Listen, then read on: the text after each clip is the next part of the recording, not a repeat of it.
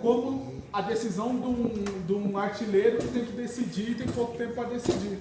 Uma coisa é um artilheiro jogando futebol, outra coisa é um policial com uma arma na mão, né? Quer dizer, tem uma diferença. Então, essa é a fala do governador. Então, a gente está do PT. Então, a gente está num cenário péssimo. Assim, eu poderia ouvir isso do Alckmin e do PSDB também. Eu acho que não tem. Acho que no campo de segurança pública a gente tem alguns problemas muito sérios, porque algumas regras, por exemplo, e alguns procedimentos, como direitos civis, garantido, direitos humanos, é tido como defesa de bandido, né? E aí você cria uma sociedade assustadoramente violenta, né? Assustadoramente violenta. Então, porque isso faz com que o Brasil seja o país que os policiais mais matam, mas um país onde morre mais policiais. Porque o confronto entre polícia e criminosos é um encontro mortal.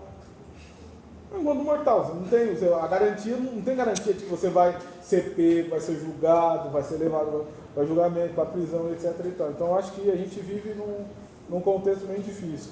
Com relação ao pós-racial, a discussão pós-racial, só vou localizar o Batista completa, mas a discussão sobre a sociedade pós-racial é uma discussão muito norte-americana, né? Precisamente norte-americana, marcada com a subida do Obama para o poder, né? Era quase como se fosse uma concretização, segundo os pós-racialistas, a subida do Obama ao poder era a concretização de que a sociedade norte-americana tinha realizado os desejos das lutas de direitos civis, né? E que nos Estados Unidos agora a convivência entre grupos étnicos era mais uma herança cultural daquele país do que necessariamente ou seja, o fato de você ter bairros brancos, bairros negros, bairros latinos tinha mais a ver com a maneira de organização, um ethos nacional da sociedade norte-americana,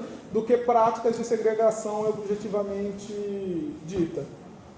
Grande problema: taxa de encarceramento da população negra muito alta, violência policial dirigida predominantemente à população negra, uma altíssima sobre-representação da população negra entre os pobres. Então, eu acho que, se fosse para eu falar sobre os dilemas da sociedade pós-racial, eu entraria por aí e uma discussão, ver como que essa discussão reverberaria no Brasil. Mas o Batista pode explicar melhor o que aconteceu com relação a isso.